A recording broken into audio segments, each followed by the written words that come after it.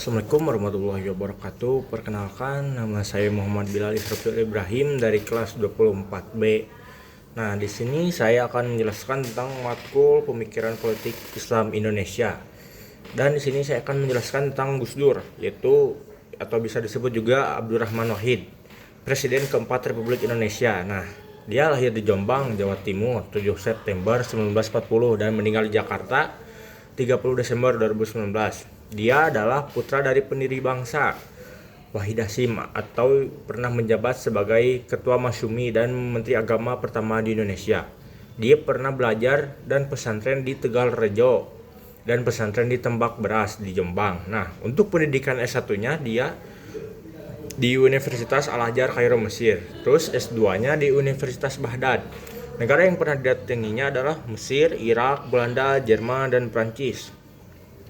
Gus Dur terus pernah menjadi jurnalis di majalah Prisma ketika dia bergabung dengan lembaga penelitian, pendidikan, dan penerangan ekonomi dan sosial. Nah, pada tahun 1985 dia lebih banyak mengkritik PPP dan ditunjuk Soeharto untuk menjadi indoktrinator Pancasila, terus membentuk Forum Demokrasi untuk mengkritik HMI, membentuk Poros Tengah bersama Amin Rais atau pemilihan presiden 1999.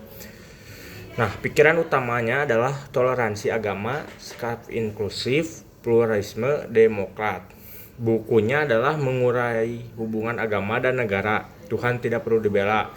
Muslim di tengah pergumulan Prisma pemikiran Gus Dur.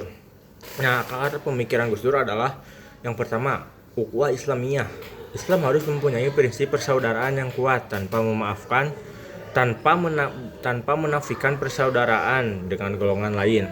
Yang kedua adalah ukhuwah wataniyah, persaudaraan dalam kebangsaan, perlunya hidup berdampingan dengan golongan lain di luar Islam dalam rangka kehidupan berbangsa dan bernegara. Nah, yang ketiga adalah ukhuwah basariyah, persaudaraan dalam kemanusiaan. Tidak ada manusia yang lebih unggul dari manusia lain.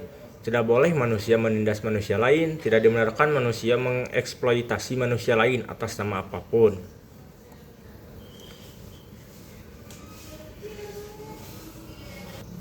Nah, kiprah Gus Dur di NU atau bisa disebut Nahdlatul Ulama adalah pada tahun 1984. Gus Dur terpilih menjadi Ketua Umum PBNU, organisasi Islam terbesar di Indonesia. Nah, prestasi Gus Dur di NU adalah mengembalikan NU ke khitah 1926. NU fokus pada sosial keagamaan, bukan partai politik. Terus memperkuat demokrasi di internal NU.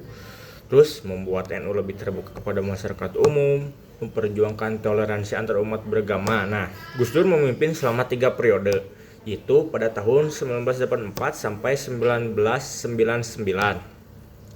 Gus Dur menjadikan NU semakin dihormati dan modern.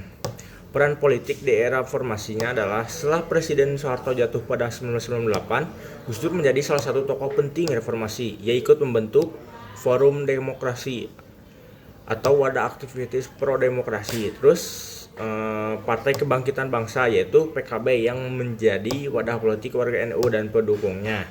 Nah, pada pemilu 1999 PKB menjadi salah satu partai besar sehingga Gus Dur didorong sebagai calon presiden. Gus Dur menjabat presiden yang keempat 2 tahun 1999 sampai 2001 menggantikan Bakhrudin Habibie. Nah, kebijakan dan langkah penting Gus Dur saat menjabat presiden adalah menghapus diskriminasi terhadap etnis Tionghoa, membuka kebebasan pers, terus reformasi militer, memisahkan Polri dan TNI agar lebih profesional, membuat upaya damai di daerah konflik seperti Aceh, Maluku, dan Papua. Terus pendekatan pluralisme, melindungi kelompok minoritas, menguatkan toleransi antaragama. Nah, gaya kepemimpinan Gus Dur itu dikenal unik karena mempunyai humor spontan, berani, tidak terikat protokol, berpikir cepat, humanis. Mungkin setelah masa menjabat, mungkin dari saya segitu aja. Wassalamualaikum warahmatullahi wabarakatuh.